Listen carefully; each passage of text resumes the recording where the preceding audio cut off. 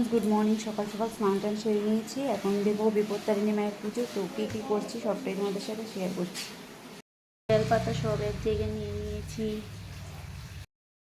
পুজোর বাজার, পুজোর বাসন ধুয়ে নিয়েছি, জল আনা হয়ে গেছে সব। এখানে আসনটা গুছিয়ে নেব।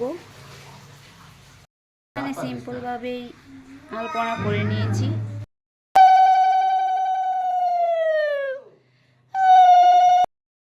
ফাইনালি আমার ঘট আর আসন হয়ে গেছে। দেখো আমি ওইদিকে গুছিয়ে নিচ্ছি, সব গোছগাছ করে নিচ্ছি এক জায়গাতে। তো পুজোটা কিছুক্ষণের মধ্যেই শুরু করে দেব।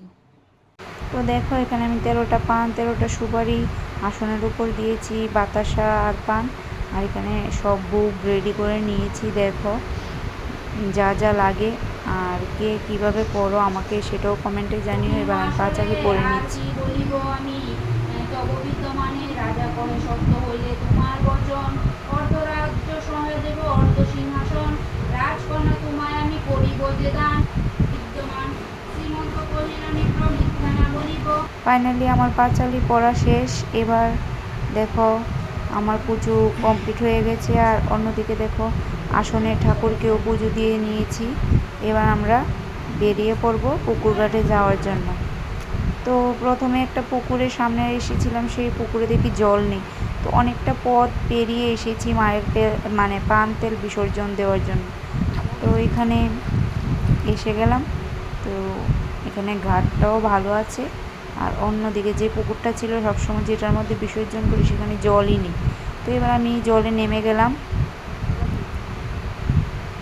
তো এবার মায়ের পান তেল পুকুরে বিসর্জন দিয়ে দিচ্ছি।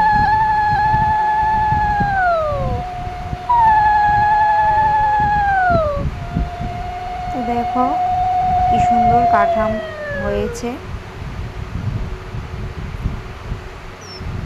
তো এবার আমি পুকুর থেকে উপরে উঠে এসেছি।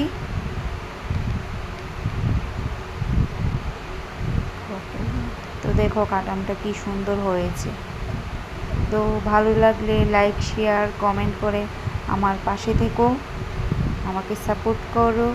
আর কে কীবারে বিপত্তারিণী মায়ের পুজোটা দিয়েছো সেটাও কমেন্ট করে জানিও। তো সবাইকে টাটা।